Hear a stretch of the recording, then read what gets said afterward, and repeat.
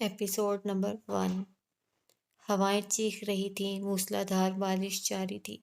رات کے 2 بجے تھے، ہولناک تاریک رات، گرجتے بادل، کڑکتی بجلی، بارش کے شور اور دروازے بجاتی ہوا نے ماحول کو پراسیب بنا دیا تھا۔ ایسے میں اس نے وہ خواب پھر سے دیکھ لیا تھا۔ وہ ایک عجیب خواب تھا، ہیبت ناک، خوفزدہ اور سہما دینے والا۔ اس خواب کو وہ اب تواتر سے دیکھنے لگی تھی۔ آج جب اس کی آنکھ کھلی تو اس کے جسم پر کپ کپی طاری تھی۔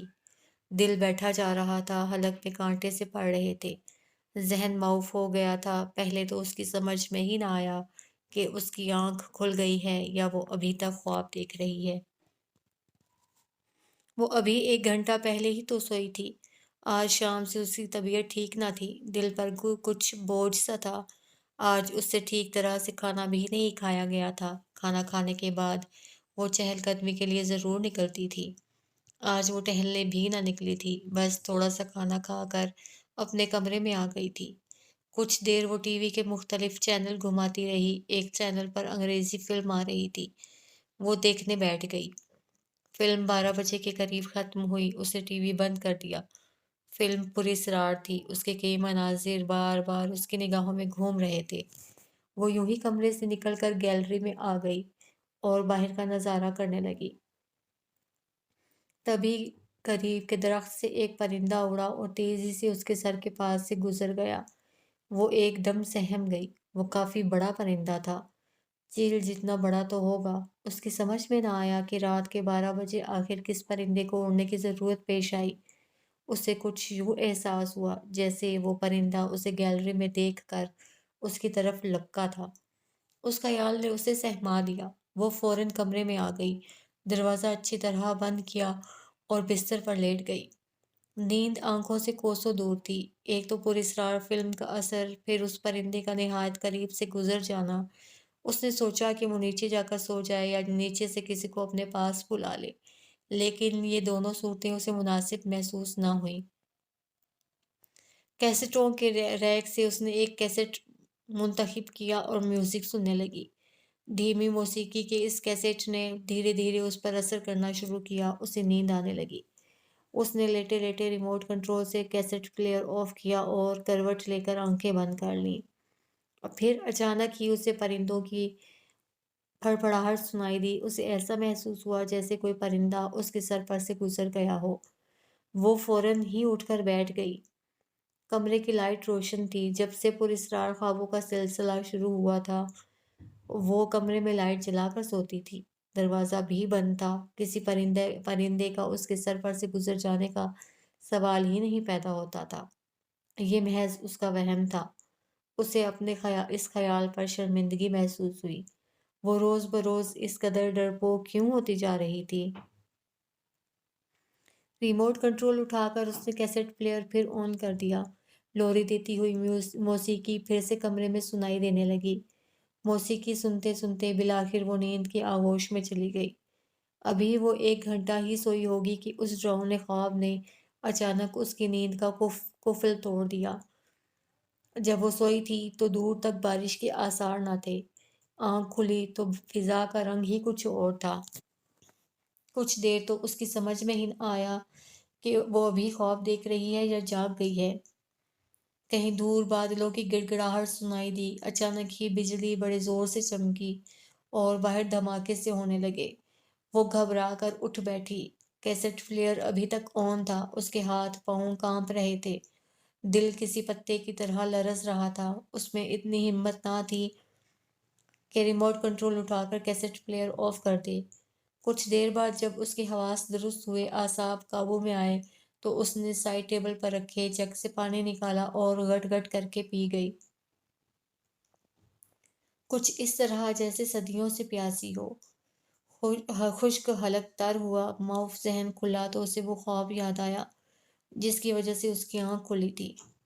یہ عجیب خواب وہ کئی ماہ سے دیکھ رہی تھی۔ شروع میں یہ خواب مہینے 2 مہینے کے بعد نظر آتا تھا، پھر دھیرے دھیرے وقفہ کم ہونے لگا۔ ہفتہ 10 دن کے بعد اب روز ہی یہ خواب نظر آنے لگا، مگر پچھلے 5 روز سے وہ اس خواب کو مسلسل دیکھ رہی تھی۔ وہ دیکھتی کہ اندھیری رات ہے، کہیں دور سے بھیڑیوں کی گرراہٹ کی آواز آ رہی ہے۔ پھر اچانک ہی تاریک رات ایک روشن دن میں تبدیل ہو جاتی۔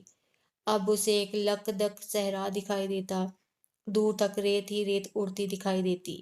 اس صحرا میں وہ خود کو بھٹکتا محسوس کرتی، ننگے پاؤں اور گرم ریت پر چلتے چلتے۔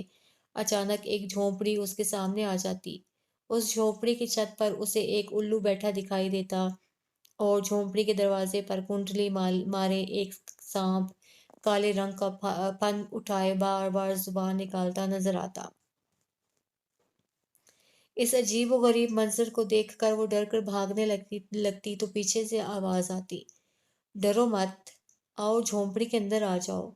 یہ کسی مرد کی آواز ہوتی۔ پکارنے والے کی آواز میں ایک درد کی سی کیفیت ہوتی، جیسے بلانے والا کسی تکلیف میں مبتلا ہو اور اپنی مدد کے لیے کسی کو اندر بلانا چاہتا ہو۔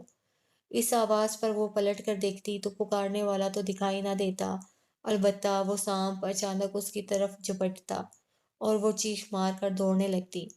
تبھی گھبرا کر اس کی آنکھ کھل جاتی۔ اس وقت بھی اسے یہی خواب دیکھا تھا، لکدک صحرا، گول جھونپڑی کی چھت پر بیٹھا الو، سانپ اور اندر سے آتی آواز، ڈرو مت، آؤ جھونپڑی کے اندر آ جاؤ۔ اس نے اپنے دماغ پر بہت زور ڈالا تھا کہ وہ اس آواز کو پہچان جائے، لیکن وہ پہچان نہیں سکی تھی۔ یہ آواز قطعاً اجنبی تھی، اس کے کسی عزیز رشتہ دار یا جاننے والے کی آواز نہ تھی۔ وہ ایک نڈر لڑکی تھی، لیکن اس خواب نے اس کی جرات مندی میں دراڑیں ڈالنا شروع کر دی تھی۔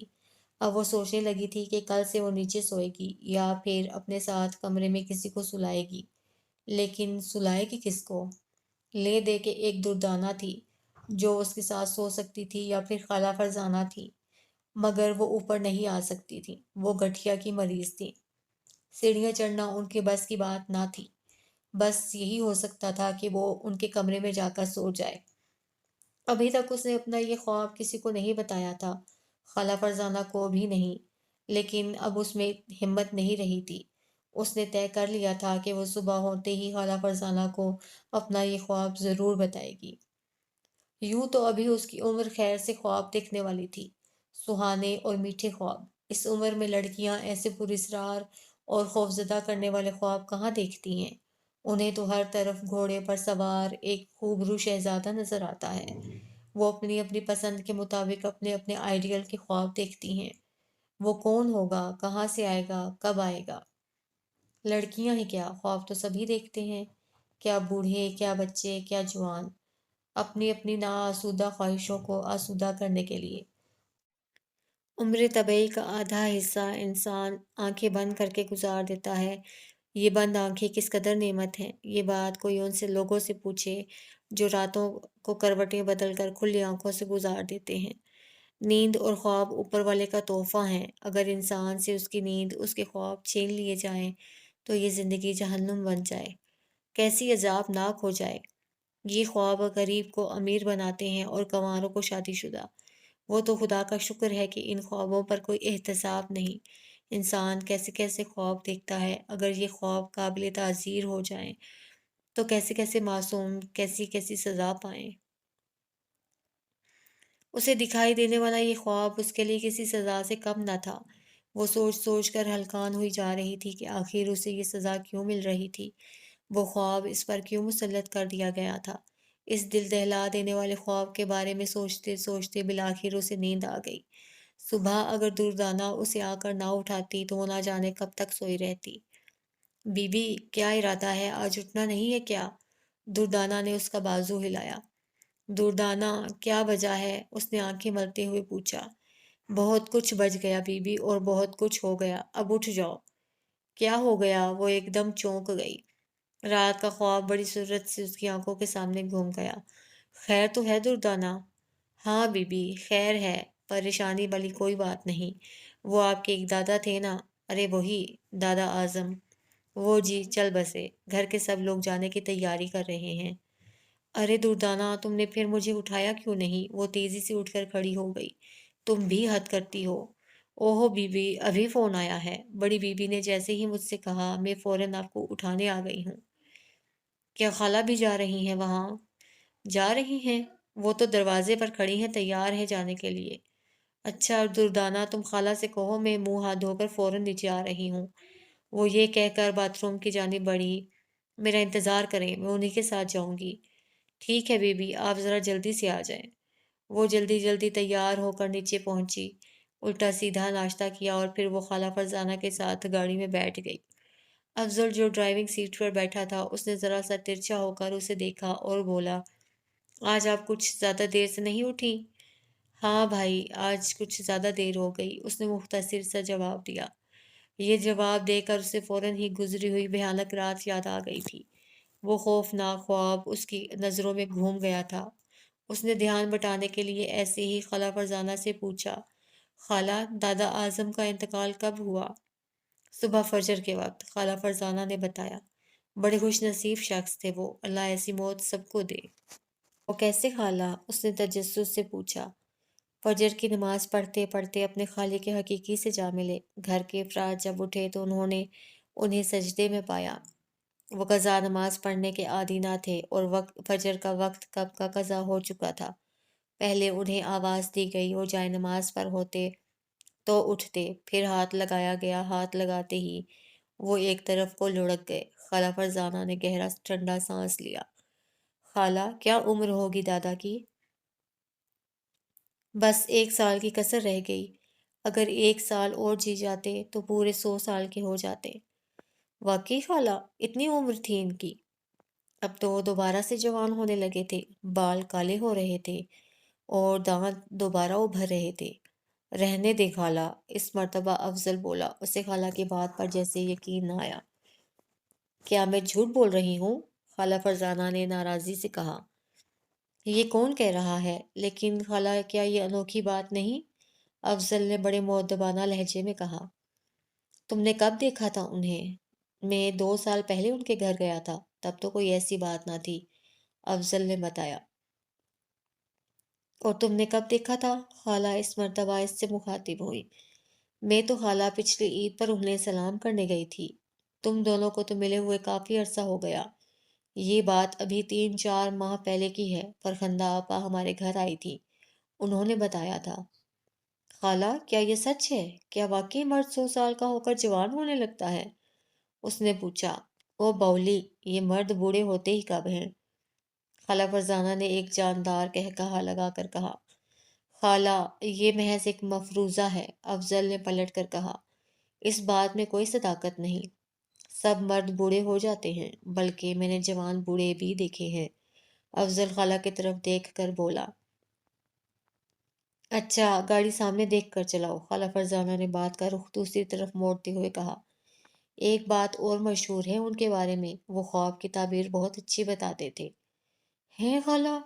وہ ایک دم چونک گئی اور سوچنے لگی، ہائے دادا اعظم، آپ نے جانے میں اتنی جلدی کیوں کی؟ کاش وہ اپنا خواب انہیں سنا سکتی اور ان سے رہنمائی حاصل کر سکتی۔ ہاں، یہ سچ ہے، خالہ فرزانہ نے سنجیدگی سے کہا۔ خالہ، ایک بات بتائیں، الو کے بارے میں آپ کا کیا خیال ہے؟ ارے، یہ تمہیں اچانک الو کا خیال کیسے آ گیا؟ خالہ فرزانہ بڑی حیران تھی۔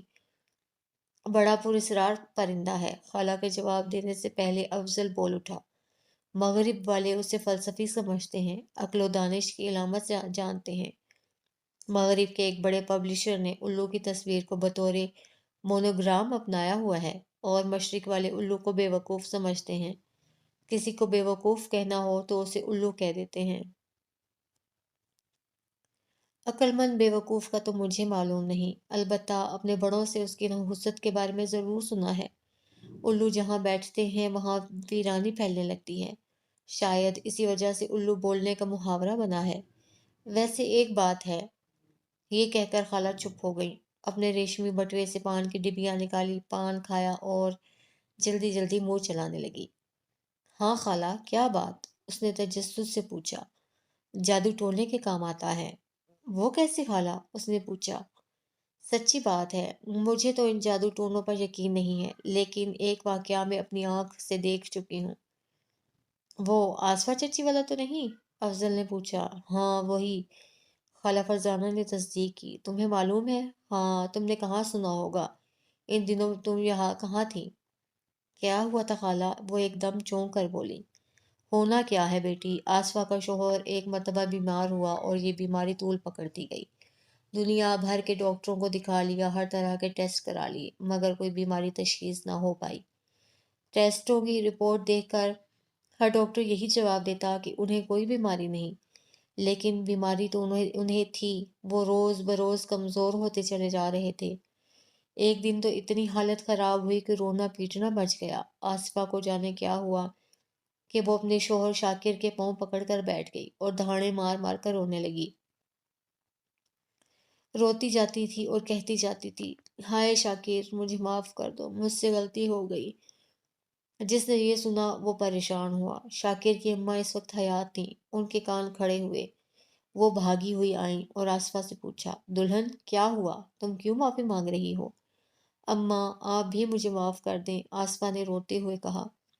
آخر ہوا کیا؟ کچھ تو بتاؤ، شاکر کی امی جھنجھلا کر بولی۔ اماں میں نے ان کے غصے سے تنگ آ کر ایک عامل سے عمل کروایا تھا، آصفہ نے انکشاف کیا۔ اری کم بخت، کیسا عمل؟ اماں کا پارا اچانک چڑھ گیا۔ تجھے موت آئے، تو نے میرے بیٹے کا کیا حال کر دیا؟ اماں مجھ سے غلطی ہو گئی، آپ معاف کر دیں۔ بتا تو صحیح، آخر ہوا کیا؟ شاکر کی اماں نے غصے سے پوچھا۔ پھر رو رو کر آصفہ نے پورا قصہ سنایا۔ اس میں کوئی شک نہیں کہ شاکر غصے کا بہت تیز تھا۔ اس کا غصہ خاندان بھر میں مشہور تھا۔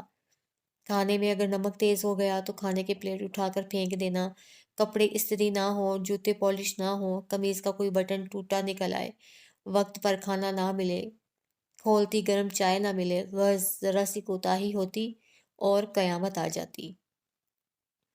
زندگی بھر کام کوئی کیا نہیں، زمیندار آدمی تھے، زمینوں سے اس قدر آمدنی تھی کہ کچھ کرنے کی ضرورت ہی نہ تھی۔ پھر شوق بھی سارے تھے، شکار کھیلنا، پتنگ بازی، سیر و تفریح وغیرہ وغیرہ۔ ایک دن کسی بات پر شاکر نے آصفہ پر ہاتھ اٹھا دیا۔ وہ پہلے ہی اس کی عادتوں سے تنگ تھی کہ مار پیٹ نے اسے بالکل ہی بولا کر دیا۔ کسی پڑوسن نے کسی عامل کا پتہ بتا دیا، وہ اس سے ملنے چلی گئی۔ عامل نے ساری بات سن کر اسے تسلی دی اور کہا کہ وہ اسے ایک الو فراہم کر دے تو وہ اس کے خون سے تعویذ لکھ دے گا۔ اس تعویذ کو شاکر کے تکیے میں سینا ہوگا۔ تعویذ کے اثر سے نہ صرف شاکر کا غصہ ختم ہو جائے گا بلکہ وہ اس کا متی اور فرما بردار ہو جائے گا۔ اندھے کو کیا چاہیے؟ دو آنکھیں۔ اس نے ایمپریس مارکیٹ سے ایک الو خریدا جو خاصا مہنگا ملا۔ خیر وہ الو عامل کے حوالے کر دیا گیا۔ عامل سفلی عمل کا ماہر تھا۔ اس نے ایک تگڑی رقم لے کر تعویذ آصفہ کے حوالے کر دیا۔ آصفہ نے اس تعویذ کو بہت احتیاط سے ہدایت کے مطابق شاکر کے تکیے میں سی دیا۔ اس عامل نے کہا تھا کہ شوہر کے مطیع ہونے کے 3 ماہ بعد اس تعویذ کو نکال کر سمندر میں پھینک دیا جائے۔ اس تعویذ نے واقعی اثر دکھایا۔ شاکر کا مزاج تبدیل ہونے لگا۔ آہستہ آہستہ غصہ ہوا ہوا۔ سارے شوقین مزاجی کو آگ لگی اور شاکر آصفہ کی پٹی پکڑ کر بیٹھ گیا۔ آصفہ کی زندگی میں بہار آ گئی۔ عامل نے 3 ماہ کا عرصہ دیا تھا مگر وہ لالچ میں آ گئی۔ اس انتظار میں وقت گزارتی گئی کہ ابھی اور مطیع ہو جائے، فرما برداری میں مزید اضافہ ہو جائے۔ اب وہ بیچارہ تخت پر کسی الو کی طرح ساکت و جامد بیٹھا رہتا تھا۔ اس طرح تعویذ کرائے ہوئے 6 ماہ کا عرصہ گزر گیا۔ آصفہ بھول ہی گئی یا پھر اس نے دانستہ بھلا دیا کہ عامل نے کیا تاکید کی تھی۔ اب آہستہ آہستہ شاکر کی طبیعت خراب رہنے لگی۔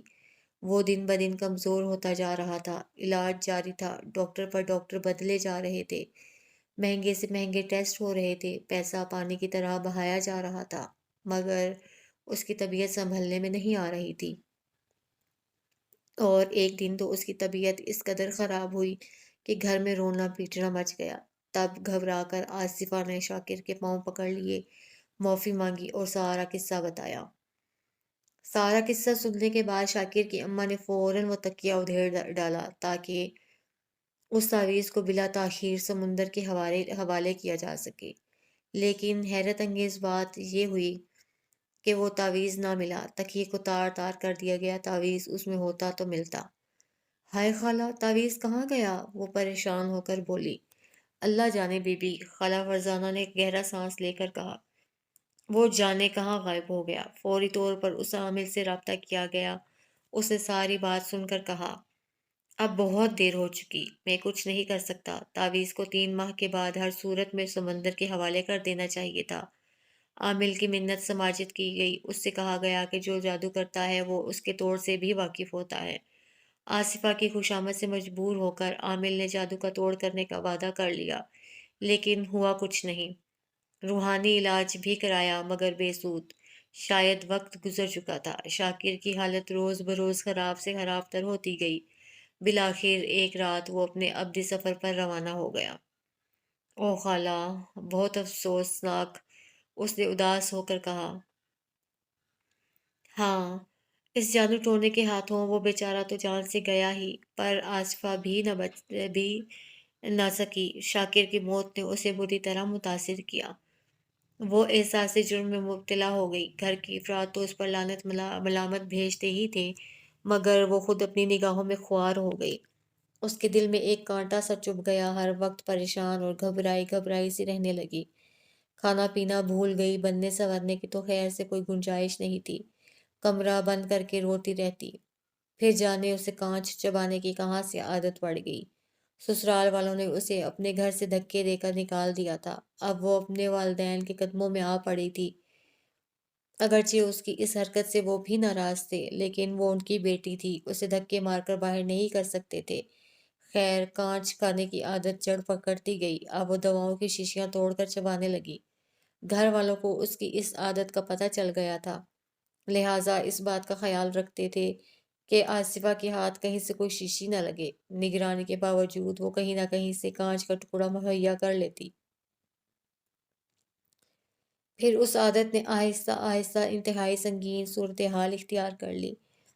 آصفہ کو کمرے میں بند رکھا جانے لگا۔ اس سے کمرے سے شیشے کی تمام چیزیں ہٹا لی گئیں، مگر پھر بھی وہ باز نہ آئی۔ ایک دن شربت کی ایک بوتل تمام پابندیوں کے باوجود اس کے ہاتھ کہاں سے لگ گئی۔ بس وہ بوتل اسے توڑ کر پوری کی پوری چبا لی۔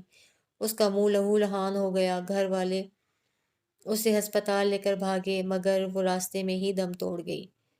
او خالہ، کتنا برا ہوا، وہ افسردہ ہو گئی تھی۔ ہاں، برا تو ہوا، مگر یہ عورتیں جادو ٹونوں سے باز نہیں آتی، افضل نے تبصرہ کیا۔ عورت بیچاری بھی کیا کرے، تم مرد اور لوگ ہمیشہ سے اسے ستاتے چلے آئے ہو۔ خالہ فرزانہ نے پان کھانے کے لیے بٹوا کھولا۔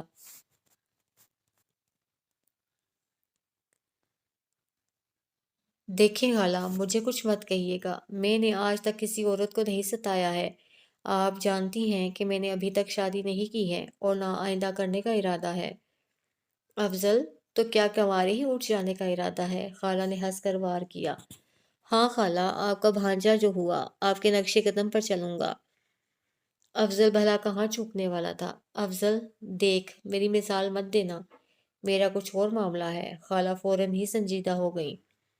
اچھا چھوڑیں خالہ، یہ بور ہو رہی ہیں، آپ آصفہ چچی کی بات کریں۔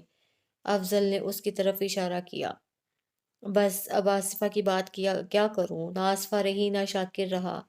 کہتے ہیں کہ شاکر کی قبر پر آج بھی ایک الو بیٹھا رہتا ہے، خالہ فرزانہ نے انکشاف کیا۔ خالہ، ایسی بات تو کبھی نہیں سنی، اس نے اپنا شبہ ظاہر کیا۔ ہاں، لیکن یہ سچ ہے، مجھے کئی لوگوں نے بتایا ہے، جنہوں نے اپنی آنکھ سے اس کی قبر پر الو کو بیٹھے ہوئے دیکھا ہے۔ خالہ، اب مجھے آصفہ چچی کی قبر پر جانا ہی پڑے گا، افضل بولا۔ ہاں ضرور جاؤ، مجھے صحیح صورتحال کا پتہ چل جائے گا، لوگوں نے ایسے ہی اڑا دی ہے یا واقعی اس کی قبر پر الو بیٹھا رہتا ہے، خالہ نے کہا۔ بھائی، میں بھی آپ کے ساتھ چلوں گی، اس نے پرشوق انداز میں کہا۔ اچھا ٹھیک ہے، ضرور چلنا۔ بی بی پاگل ہوئی ہو، قبرستان میں عورتوں کو جانا ممنوع ہے، خالہ فرزانہ نے تنبیہی لہجے میں کہا۔ پر میں نے آصفہ چچی کی قبر ضرور دیکھنا ہے۔ ایک کام ہو سکتا ہے، لاٹھی بھی نہیں ٹوٹے گی اور سانپ بھی مر جائے گا، افضل نے چٹکی بجاتے ہوئے کہا۔ وہ کیا بھائی؟ ارے میں کیمرہ لے جاؤں گا، قبر اور الو کی تصویر بنا لاؤں گا۔ ونڈرفل، گڈ آئیڈیا بھائی، وہ خوش ہو کر بولی۔ آپ کب جائیں گے بھائی؟ جلدی جاؤں گا، افضل نے اسے یقین دلانے والے انداز میں کہا۔ بس اسی طرح کی باتیں کرتے یہ لوگ دادا اعظم کے گھر پہنچ گئے۔ کافی لوگ اکٹھا ہو چکے تھے اور جیسے جیسے لوگوں کو ان کی موت کی خبر ملتی جا رہی تھی، رش بڑھتا جا رہا تھا۔ انسان کی اصل مقبولیت کا اندازہ اس کی موت کے بعد ہوتا ہے۔ زندگی میں تو بہت سی مصلحتیں آدمی کو ایک دوسرے کے در پر لے جاتی ہیں، لیکن آدمی مرنے کے بعد تمام مصلحتوں سے آزاد ہو جاتا ہے۔ نہ دولت رہتی ہے، نہ کرسی رہتی ہے، نہ حیثیت رہتی ہے۔ خاک کا پتلا خاک میں ملنے کو تیار ہوتا ہے، تب معلوم ہوتا ہے وہ کس کے کتنے کام آیا۔ ظہر کے بعد دادا اعظم کا جنازہ اٹھا تو معلوم ہوا کہ دادا کیا چیز تھے۔ بے شمار لوگ تھے ان کے جنازے میں، ہر آنکھ اشک بار تھی۔ دادا اعظم نے اپنی زندگی میں جانے کتنے لوگوں کا درد بانٹا ہوگا، کتنے لوگوں کا بوجھ اٹھایا ہوگا۔ آج وہی لوگ دادا کو اپنے کندھوں پر اٹھائے ہوئے تھے۔ تدفین کے بعد افضل گھر واپس چلا گیا تھا، جبکہ خالہ فرزانہ اور وہ وہیں رہ گئی تھیں۔ انہوں نے کہا تھا وہ دونوں عصر کے بعد خود ہی گھر پہنچ جائیں گی، اسے آنے کی ضرورت نہیں۔ اگر ممکن ہوا تو دادا کے گھر سے کوئی چھوڑ دے گا، ورنہ وہ ٹیکسی یا رکشہ میں گھر پہنچ جائیں گی۔ دادا اعظم کے 7 بیٹے تھے اور مزے کی بات یہ تھی کہ وہ ساتوں کے ساتوں اسی گھر میں رہتے تھے اور ساتوں زندہ تھے۔ بڑا بیٹا راغب 60 سال سے اوپر کا ہوگا، ریٹائر زندگی گزار رہا تھا۔ سب کی شادیاں ہو چکی تھیں، سب کے بچے تھے اور ان میں بعض کی شادیاں ہو چکی تھیں۔ گویا دادا اعظم محض دادا نہ تھے بلکہ پردادا تھے۔ ساتوں بھائیوں میں بڑی بڑی یگانگت تھی، لیکن ان بھائیوں کی اولاد میں یہ محبت نہ تھی۔ ان میں کئی لڑکے گھر چھوڑ کر جا چکے تھے، وہ علیحدہ مکانوں میں رہ رہے تھے۔ ان ساتوں بھائیوں کی بیویاں بھی بہت اچھی تھیں۔ انہوں نے اس گھر میں آ کر گھر کو جوڑنے کی کوشش تو کی تھی، توڑنے کی کوشش نہ کی تھی۔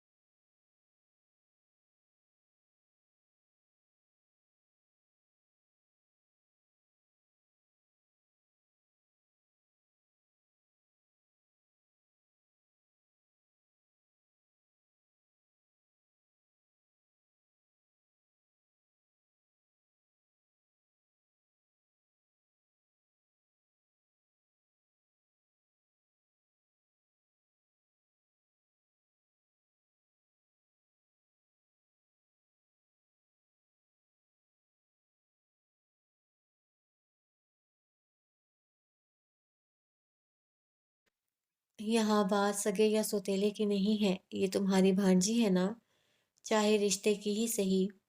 اور اس کا نام؟ راغب کچھ بولتے بولتے ایک دم رک گیا۔ اس کا نام تانیہ ہے۔ خالہ فرزانہ نے اس کا نام بتایا۔ مجھے ابا نے لفافہ دیتے ہوئے کہا تھا کہ وہ لڑکی فرزانہ کے ساتھ یہاں آئے گی، اسے یہ لفافہ دے دینا اور اسے ہدایت کر دینا کہ وہ یہ لفافہ سب کے سامنے نہ کھولے، اپنے گھر جا کر تنہائی میں کھولے۔ اس لفافے میں اس کا خواب بند ہے۔ خواب؟ خواب کا ذکر سن کر وہ ایک دم چونک اٹھی۔ میرا خواب؟ لیکن دادا اعظم کو کیسے پتہ چلا؟ میں نے ابھی اپنا خواب کسی کو بتایا ہی نہیں، یہاں تک کہ خالہ کو بھی نہیں۔ یہ مجھے نہیں معلوم، لیکن تمہارے اقرار کرنے سے اس بات کی تصدیق ہو گئی کہ یہ لفافہ تمہارے ہی لیے ہے۔ ایک بات اور ابا نے کہی تھی۔ وہ کیا؟ انہوں نے کہا تھا کہ اس لڑکی کا نام تانیہ ہے، لیکن اس کا اصل نام نہیں ہے۔ اس کا اصل نام ترکش ہے۔